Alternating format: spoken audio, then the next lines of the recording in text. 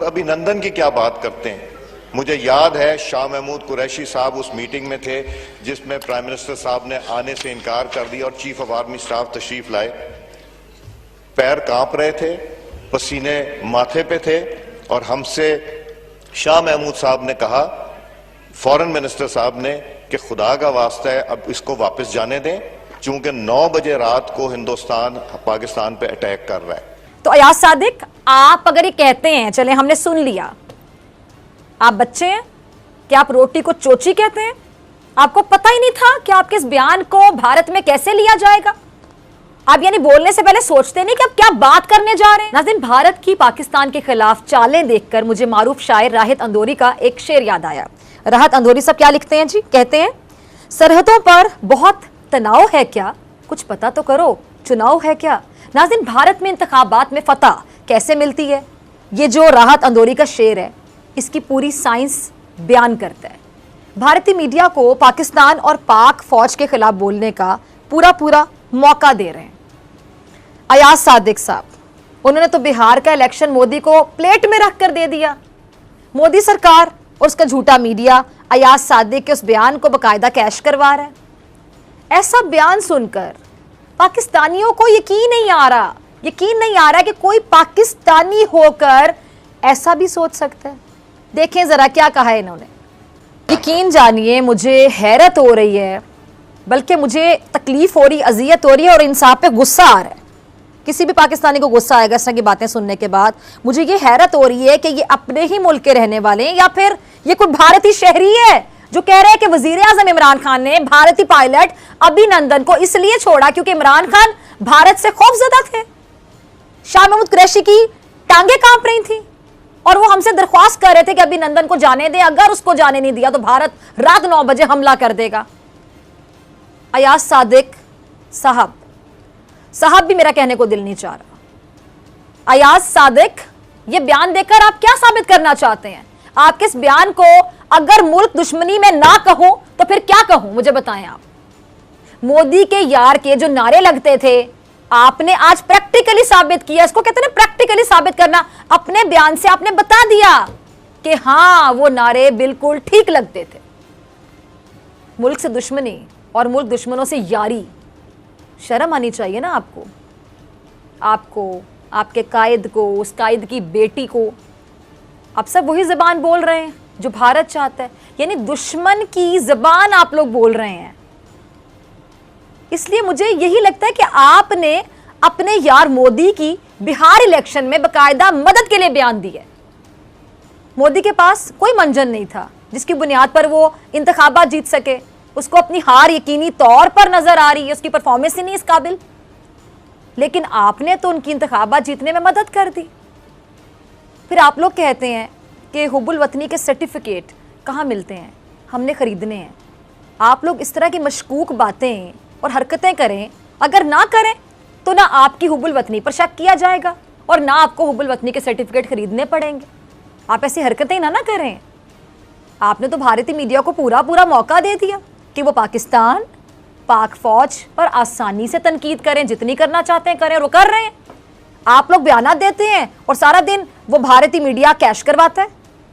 आपकी मदद के बाद भारतीय मीडिया में कैसा समा है, मैं चाहती हूं कि आप भी क्लिप देखें और आपके साथ जितने भी लोग हैं वो भी क्लिप देखें, नाजरीन भी देखें, और अगर शर्म हो ना थोड़ी सी तो डूब मरे इसको देखने के बाद। अयाज सादिक, लगाइएगा क्लिप। और अभिनंदन की क्या बात करते हैं। मुझे याद है शाह महमूद कुरैशी साहब उस मीटिंग में थे जिसमें प्राइम मिनिस्टर साहब ने आने से इनकार कर दिया और चीफ ऑफ आर्मी स्टाफ तशरीफ लाए। पैर कांप रहे थे, पसीने माथे पे थे और हमसे शाह महमूद साहब ने कहा, फॉरेन मिनिस्टर साहब ने, कि खुदा का वास्ता है अब इसको वापस जाने दें, चूंकि 9 बजे रात को हिंदुस्तान पाकिस्तान पे अटैक कर रहा है। ये भारतीय मीडिया के इस शैतानी प्रोपेगेंडे को बेनकाब करूं, एक्सपोज करूं, मैं अयाज सादिक के अपने बयान की वजाहत देने पर बात करना चाहती हूं। अयाज सादिक ने अपने कल के बयान की वजाहत में एक और बयान जारी किया, लेकिन उस बयान में भी अपना सियासी लुच फ्राई करने से बाज नहीं आए। उसमें क्या दावा करते हैं वो? उसमें दावा करते हैं कि उनके कल का बयान और कॉन्टेक्स्ट में था और भारतीय मीडिया उनके बयान को तोड़ मड़ोड़ कर पेश कर रहा है। यानी पहले ये ऐसी हरकतें करते हैं, जिनको फॉलो करते हैं तो उन जैसी हरकतें करेंगे ना, और बाद में आराम से आके कह देते जी कॉन्टेक्स्ट से कुछ और है, किसी और को कुछ और समझ आ गया, मैं तो ये कहना नहीं चाहता था, तोड़ मरोड़ को पेश किया गया। चलें जी, तो अयाज सादिक, आप अगर ये कहते हैं, चलें हमने सुन लिया, आप बच्चे हैं, क्या आप रोटी को चोची कहते हैं? आपको पता ही नहीं था कि आपके इस बयान को भारत में कैसे लिया जाएगा? आप यानी बोलने से पहले सोचते नहीं कि आप क्या बात करने जा रहे हैं, और बाद में आके आराम से कह दें कि मैंने तो कुछ और कहा था, वो किसी और कॉन्टेक्स्ट में था, और जी वो तोड़ मरोड़ के पेश किया जा रहा है, जैसे हम बच्चे और आपकी बात पे यकीन कर लेंगे। सच्ची बात यह कि भारतीय मीडिया आपका बयान चला रहा है, उसे तोड़ मरोड़ कर उसके सामने आपने खुद रखा और पूरी कौम का सर शर्म से झुका दिया। लेकिन आपको शर्म नहीं आई होगी, मैं यकीन से कहती हूं। वो क्या कहते हैं, वो आपके ख्वाजा साहब कहते हैं ना, कोई शर्म होती है, कोई हया होती है, दूसरों को कहते रहे, इनको भी सिखा देनी थी, अपने लोगों को सिखा देते शर्म हया, सारी जिंदगी दूसरों को सिखाते रहे आप। शर्म होती है, हया होती है, मगर आपके यहां कहां होती है, कहीं नहीं होती। आपके इस बयान पर भारतीय मीडिया पाक फौज और हुकूमत की बहादुरी और शुजात पर सवालिया निशान लगा रहा है। शर्म से डूब मरना चाहिए आपको। मकार मीडिया आपके बयान को यह रंग दे रहा है कि पाकिस्तान ने अभिनंदन को छोड़कर कोई एहसान नहीं किया, बल्कि पाकिस्तान भारत के हमले से खौफजदा हो गया था और पाकिस्तान की सिविल हुकूमत की टांगें कांपने लगी थी, और उसने भारत के आगे जंग से पहले हथियार डालकर उनके गले सड़े कार्टून नुमा पायलट को छोड़ दिया। अयाज सादिक, मैं आपसे पूछना चाहती हूं, बल्कि पूरी कौम आपसे पूछना चाहती है कि इस नाजुक मामले पर अगर आप अपनी सियासत चमकाने की कोशिश ना करते तो कौम को क्या ये शर्मिंदगी उठाना पड़ती? लेकिन हुकूमत के बुग्ज में आपने अपना लुत्फ फ्राई किया, टांगे कांपने, पसीने वाली बात करके आपको लगा कि खूब दाद मिलेगी, बड़ी शाबाश मिलेगी। लेकिन सच क्या है? सच ये कि आपकी इस छोटी हरकत, बल्कि गिरी हुई हरकत, बिल्कुल ये लफ्ज़ मेरे ख्याल से जस्टिफाइड है, आपके लिए बोलना चाहिए मुझे, छोटी हरकत और गिरी हुई हरकत आपकी, इसने पूरी कौम का सर शर्म से झुका दिया।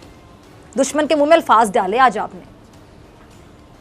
पाकिस्तान की फतह को आपने मुतनाज़े बना दिया।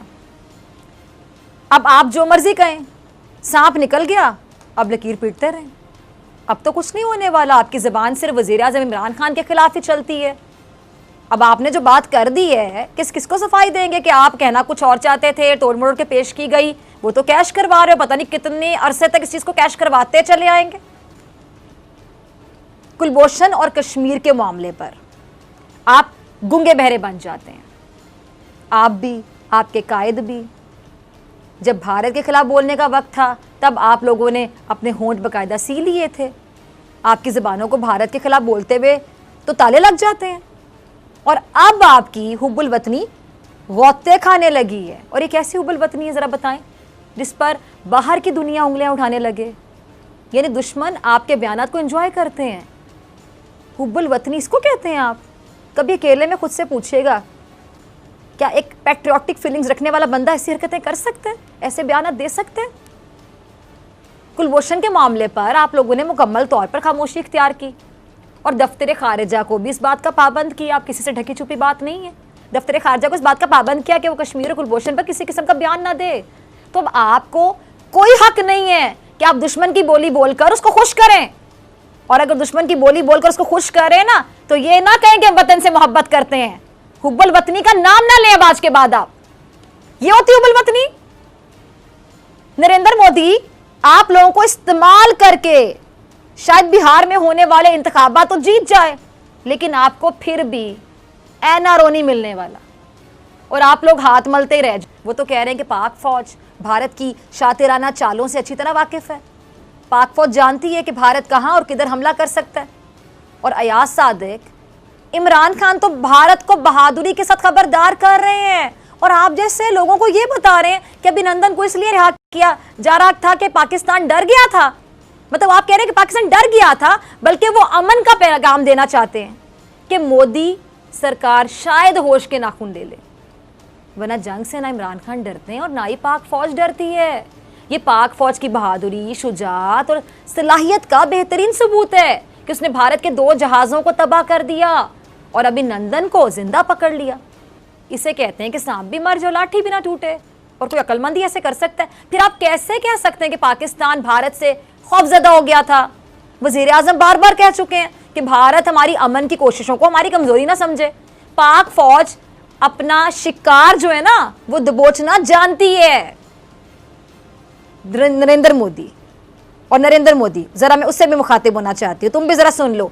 पाकिस्तान जंग से नहीं डरता, पाकिस्तान जंग से ना कभी डरे ना कभी डरेगा। कान खोल कर सुन लो Narendra Modi. Chief of army staff तशरीफ लाए, पैर कांप रहे थे, पसीने माथे पे थे, और हमसे शाह महमूद साहब ने कहा, फॉरेन मिनिस्टर साहब ने, कि खुदा का वास्ता है अब इसको वापस जाने दें, चूंकि 9 बजे रात को हिंदुस्तान पाकिस्तान पे अटैक कर रहा है।